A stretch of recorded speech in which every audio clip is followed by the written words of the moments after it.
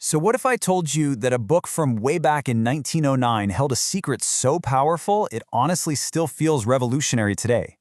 The book is Thoughts Are Things, and its core idea is, well, it's simple, but it's also world-changing. The idea is that our thoughts aren't just these invisible little sparks in our brain. Nope, they are real, tangible forces that are actively shaping our reality. So let's dive in and see how. And that brings us right to the heart of it. This one big question. I want you to think about it for a second. What if every single thought you have, every hope, every single worry, every idea, what if it wasn't just a mental whisper? What if it was an actual thing? A burst of real energy that can attract, create, and literally influence the world around you. That's the huge idea we're going to unpack. Now, to really get how radical this was, you gotta remember this was the early 1900s. The common wisdom at the time was the complete opposite of this idea. Let's take a look at the two competing views. So on one side, you have the old view. Thoughts are like mist. They're fleeting, they're powerless, they just kind of disappear. But this new doctrine, it proposed the total opposite, that thoughts are real, actual forms of dynamic energy. And that's the key here. The author wasn't just being poetic, they meant it literally. This idea just completely flipped the script on how people understood the mind. And you know, when the book says thought, it doesn't just mean a logical calculation in your head. The definition here is way broader. A thought is any mental activity. The book actually argues that the most powerful thoughts, the ones with the most dynamic energy, are our feelings, our desires, our emotions. I mean, it makes sense, right? That burning desire to achieve a goal feels infinitely more powerful than, say, passively solving a math problem. That feeling, that's the real engine. Okay, so if thoughts are things, how does this thingness actually show up in our lives? The book breaks it down into four main ways, and they build on each other in a really logical way. First, it starts with our character. The book literally says, we are each of us the result of what we have thought. Makes sense. From there, our thoughts begin to materialize. Our strongest ideas and dreams naturally start pushing to become real. Then comes attraction. We start pulling in the people and situations that match our dominant mindset. And finally, there's influence. Our thoughts radiate out like these invisible waves, affecting the people around us. Now that third point, attraction, is so important that the book dedicates a whole section to it. It frames the mind as a powerful magnet. Let's really unpack this metaphor. The principle itself is super simple, right? We see it everywhere. This isn't some strange, mystical concept. It's an observation as old as time itself.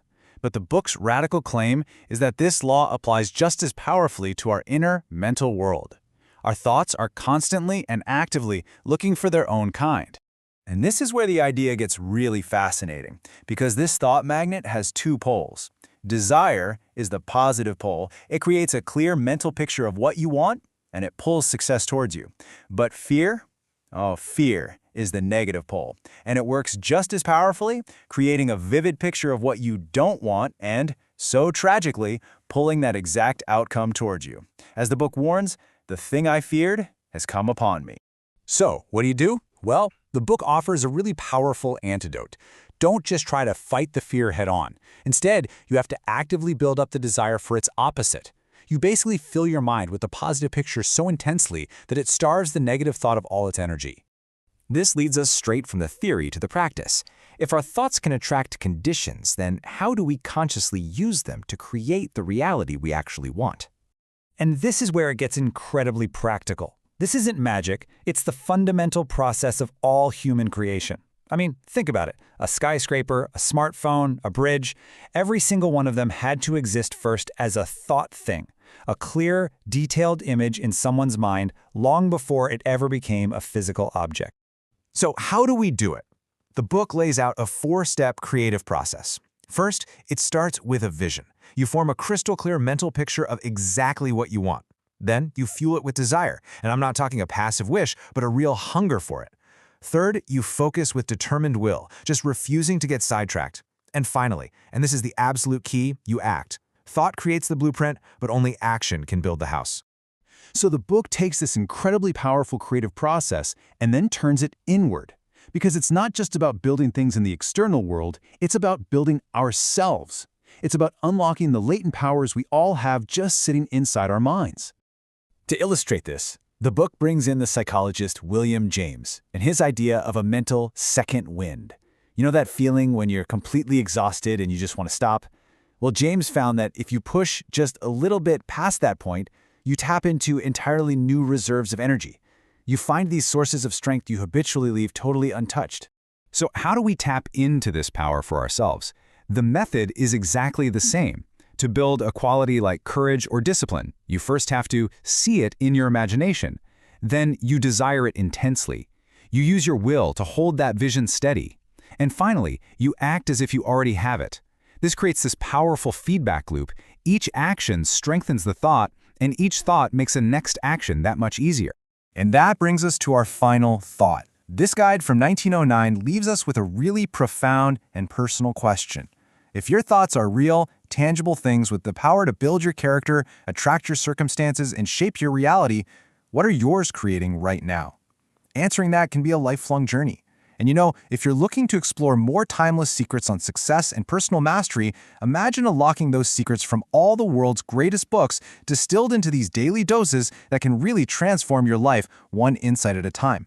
A collection called the 365 Nanobook brings you just that, a lifetime gateway to wisdom. You can explore these captivating audio summaries. We're talking over 120 hours of dialogues that make big ideas feel like you're just chatting with a mentor. There are also detailed written PDFs to turn knowledge into habits and stunning visual guides that simplify complex concepts. You can join their community, track your growth, and pretty soon even get advice from an AI growth mentor that's been trained on all 365 books. And get this, there are no recurring fees. You own it forever. Just 20 minutes a day can create a huge leap in your mindset, your career, and your fulfillment. If you want to spark that transformation, you can visit 365nanobook.com for a free sample and to see the full collection. That's 365nanobook.com. Your breakthrough begins with a single step.